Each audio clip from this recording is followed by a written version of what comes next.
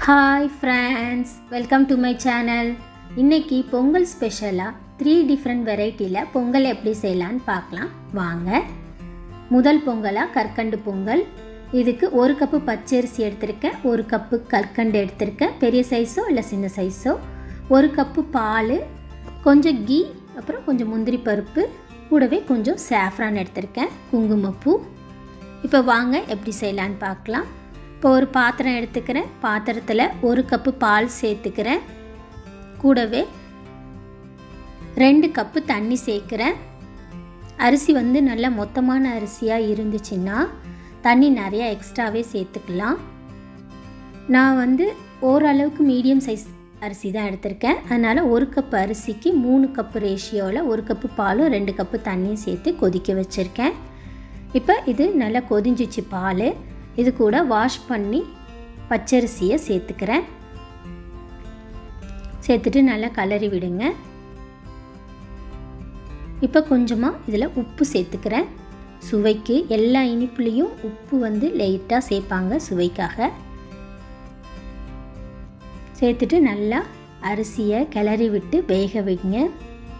அரிசி நல்லா குழஞ்சி வெந்து வரணும். இந்த பதத்துக்கு உங்களுக்கு அடுப்பில் வச்சு இந்த அளவுக்கு பதமாக வேக வைக்க முடியாதுன்னு நினச்சிங்கன்னா குக்கரில் வச்சு 3 விசில் விட்டு எடுத்துக்கலுங்க. இப்போ அரிசி வெந்துருச்சு. நான் இன்னொரு கடாய் வச்சுக்கிறேன். கடாயில் 1 கப்பு கற்கண்டு எடுத்து வச்சுருந்ததை சேர்க்குறேன், கூடவே 1/2 கப்பு தண்ணியும் சேர்த்து இப்போ இதை கரைச்சி எடுத்துக்கலாம்.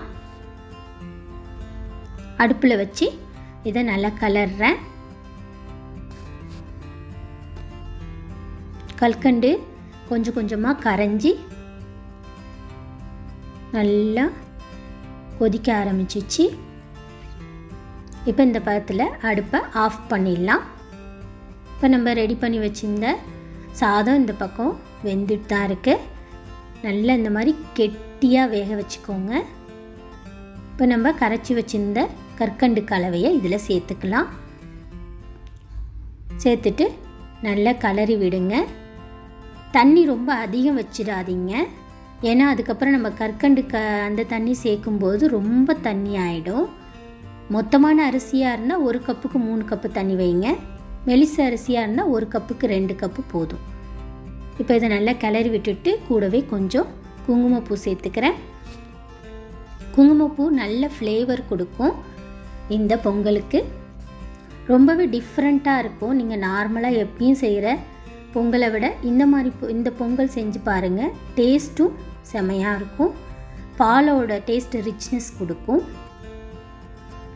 இப்போ நம்ம எடுத்து வச்சிருந்த முந்திரி பருப்பை தாளித்து எடுத்துக்கலாம். 1/4 கப்பு கீ ஊற்றிக்கிறேன் ஒரு கடாயில். கீ நல்லா சூடானதும் கொஞ்சமாக முந்திரி பருப்பு சேர்த்துக்கிறேன். முந்திரி பருப்பு ஆப்ஷனல் தான். உங்களுக்கு பிடிக்கும்னா முந்திரி பருப்பு சேருங்க, வேணான்னா அவாய்ட் பண்ணிவிடுங்க. கூடவே வேணும்னா காஞ்ச திராட்சையும் சேர்த்துக்கலாம்.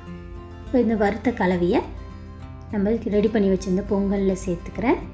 சேர்த்துட்டு நல்லா கிண்டி விடுங்க. பாருங்கள், இப்போ பதமாக ஆயிடுச்சு. இது கூட கொஞ்சமாக ஏலக்காய் பொடி. நம்ம ஏற்கனவே சாஃப்ரான் சேர்த்துருக்கோம். அந்த ஃப்ளேவர் பிடிக்கும்னா ஏலக்காய் பொடி தேவையில்லை. ஏலக்காய் பொடி ஃப்ளேவர் பிடிக்கிறவங்க அதையும் சேர்த்துக்கோங்க கொஞ்சோண்டு. அவ்வளோதாங்க, சூப்பரான கற்கண்டு பொங்கல் ரெடி ஆயிடுச்சு. அடுத்ததாக நம்ம சர்க்கரை பொங்கல், வெல்லம் போட்ட பொங்கல் எப்படி செய்யலான்னு பார்க்கலாம்.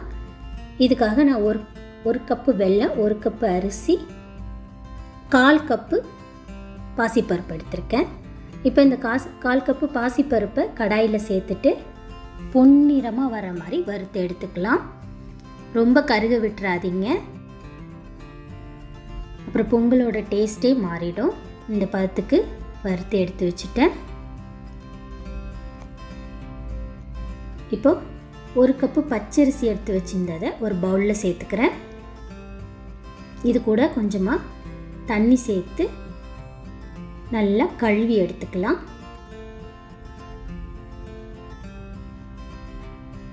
நல்லா ஒரு தடவைக்கு 2 தடவையாக தண்ணி விட்டு நல்லா வாஷ் பண்ணி எடுத்துக்கோங்க.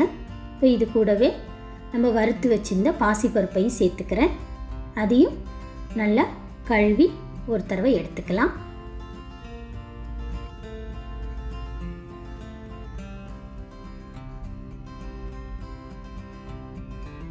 அரிசி ரொம்ப திக்காக இருந்துச்சுன்னா முன்னாடியே கூட கொஞ்சம் ஊற வச்சு வைக்கலாம். இப்போ இதை நான் ஒரு குக்கரில் சேர்த்துக்கிறேன். குக்கர்லேயும் வைக்கலாம், இல்லை நார்மலாக இப்போ இதுக்கு முன்னாடி நம்ம பொங்கலில் வச்சோம் இல்லையா, அப்படியே அடுப்பில் பாத்திரத்துலேயும் வைக்கலாம்.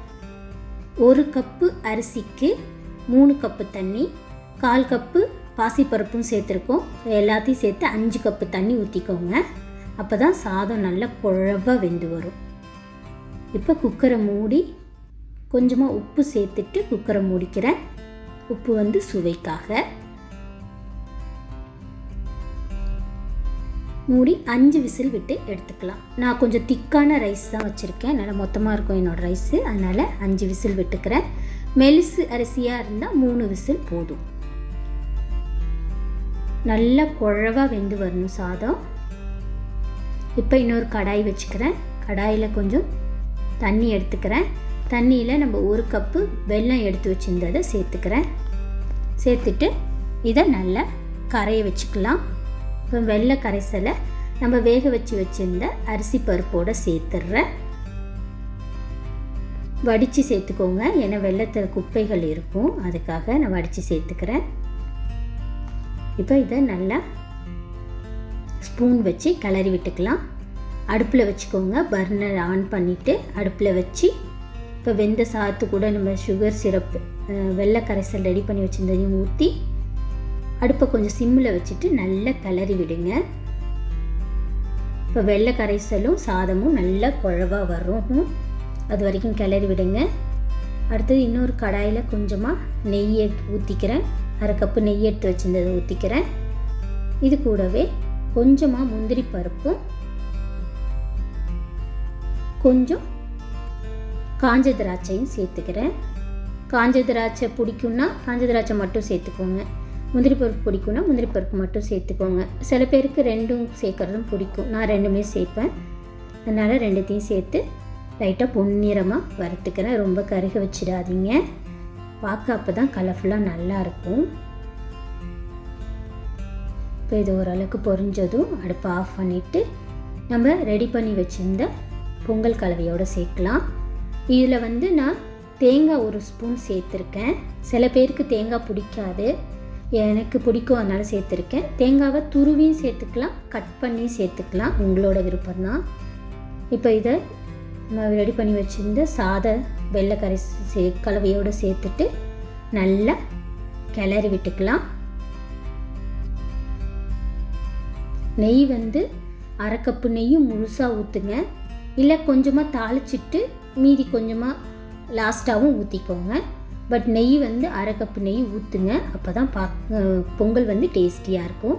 கூடவே கொஞ்சம் ஏலக்காவும் ஏலக்காய் பொடி சேர்த்துக்கிறேன். சேர்த்துட்டு இதை நல்லா கிளறி விட்டுக்கலாம். பாருங்கள், சூப்பரான டேஸ்ட்டில் சுவையான சர்க்கரை பொங்கல் ரெடி ஆயிடுச்சு. பார்க்கவே செம்ம டேஸ்ட்டில் இருக்குங்க, யம்மியாக இருக்குது. நீங்களும் இதை மாதிரி ட்ரை பண்ணி பாருங்கள்.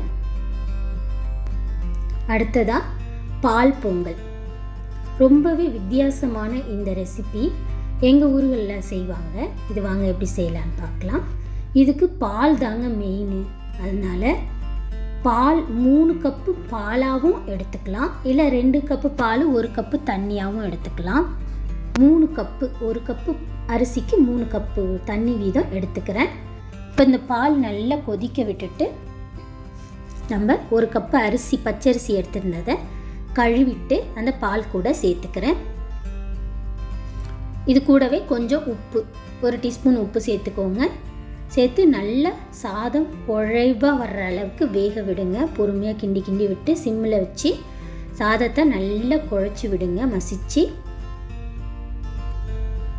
இது அவ்வளோதான், பால் பொங்கல் ரெடி ஆயிடுச்சு. இதை சர்வ் பண்ணுறது தான் மெயின். இப்போ இதை பொங்கல் வச்சுட்டு அதுக்கு மேலே கொஞ்சம் வாழைப்பழத்தை கட் பண்ணி பீசஸாக சேர்ப்போம். அது மேலே கொஞ்சம் வெல்லத்தை தட்டி மேலே சேர்த்து கொடுப்பாங்க. எங்கள் பவுலில் போட்டு ஸ்பூன் போட்டு இப்படி சாப்பிடுவோம், செம்ம டேஸ்டியாக இருக்கும். நீங்களும் இதை ட்ரை பண்ணி பாருங்கள். எப்படி இருந்துச்சுன்னு சொல்லி மறக்காமல் கமெண்ட் பாக்ஸில் கமெண்ட் பண்ணுங்கள். அண்ட் கூடவே என்னோடய சேனலை சப்ஸ்கிரைப் பண்ணுங்கள். பாய்.